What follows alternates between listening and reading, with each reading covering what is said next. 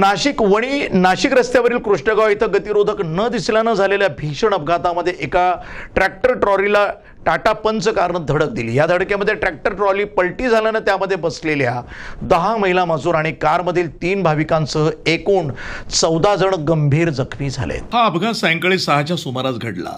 कृष्णगावमधील शेतमजूर महिला दिंडोरी तालुक्यातील ओझरखेड येथील शेती कामं आटपून मिनी ट्रॅक्टर ट्रॉलीतनं आपल्या घरी परत येत होत्या। त्याचवेळी सप्तशृंगी गडावरनं दर्शन घेऊन परतणारी मुरबाड ठाणे येथील एक कुटुंबाची टाटा पंचकार कृष्णगाव इथं आली। गावाच्या मुख्य रस्त्यावर असलेल्या गतिरोधकाचा अंदाज न आल्यानं भरधाव वेगातील कार चालकाचं नियंत्रण सुटलं आणि वळण घेत असलेल्या ट्रॅक्टर ट्रॉलीला त्यानं जोरदार धडक दिली। या धडकेमध्ये ट्रॅक्टर आणि ट्रॉली वेगळी होऊन ट्रॉली पलटी झाली। यामध्ये ट्रॉलीतील 10 महिला आणि कारमधील 3 महिला भाविक तसंच एक पुरुष गंभीर जखमी झाले। अपघातानंतर कृष्णगाव ग्रामस्थांनी तात्काळ धाव घेत जखमींना रुग्णवाहिका आणि खासगी वाहनांनी वणी येथील ग्रामीण रुग्णालयामध्ये दाखल केलं। रात्री उशिरापर्यंत वणी पोलीस ठाण्यामध्ये गुन्हा दाखल करण्याचं काम सुरू होतं। दरम्यान ग्रामीण रुग्णालयामध्ये जखमींसाठी टेटॅनसचे अर्थातच टीटीचं इंजेक्शन उपलब्ध नसल्यानं ग्रामस्थांनी संताप व्यक्त केला। मात्र स्थानिक पुढाऱ्यांनी मध्यस्थी करून परिस्थिती शांत केली। आज आमच्या इथून ओझरखेड येथे कामानिमित्त मजूर केले होते। आमचं पूर्ण गाव मजुरीचं आहे। त्या निमित्तानं आमच्या गावातून मजूर हे इकडे तिकडे जात असतात। आज तसेच मजूर ओझरखेड येथे कामाला जात गेले आणि रिटर्न येताना आमच्या कृष्णगाव येथे वळताना आमच्या गावामध्ये तर इथून एक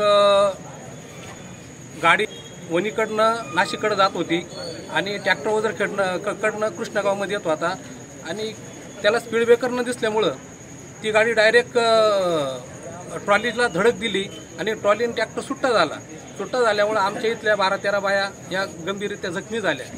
आम्ही शासनाकडं किंवा PWDकडं बऱ्याच वेळा मागणी करून सुद्धा का तिथं त्या स्पीड ब्रेकरला तुम्ही सफेद पट्टे मारा, तिथं काहीतरी तिथं पाट्यांची उपाययोजना करा, काही तर स्पीड ब्रेकर आहे हे कुठल्याही प्रकारचं PWDला आम्ही वारंवार बोलून सुद्धा यांनी दुर्लक्ष केलं आणि इथं वारंवार असे अपघात होऊ राहिले आणि जखमींना आम्ही इथं सरकारी दवाखान्यात घेऊन आलो तर तिथं सगळ्या प्रकारचं कुठल्याही प्रकारचा आम्हाला औषध उपचार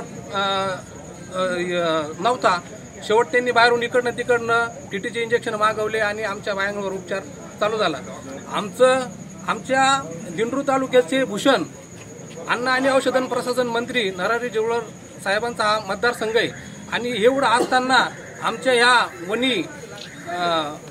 वणी या सरकारी दवाखान्याची अशी जर दुर्व्यपेक्षा असेल तर आमच्यासारख्या सामान्य माणसांनी जायचं कुठं आणि हा प्रश्न विचारायचा कोणाला का हे कधी होईल हे आम्हाला सांगावं का। अनेक अशा प्रकारचे बरेच जीव गमावलेले लोक आहे। काही तर आल्यानंतर कुठल्याही प्रकारचा औषध उपचार वेळेवर न मिळाल्यामुळं काही रुग्ण अक्षरशः दगावून गेले।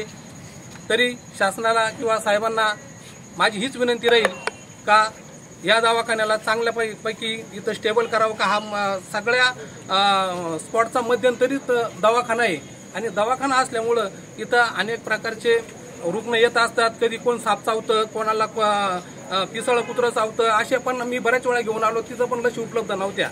तरी तात्काळ या दवाखान्याला काहीतरी चांगला दर्जा द्या, चांगले औषध उपचार करा आणि निरपराधांचे बळीपासून आम्हाला वाचवा, एवढीच मी हात जोडून विनंती करतो। प्रतिनिधी दिगंबर पाटोळे, वणी, नाशिक, NTV न्यूज मराठी।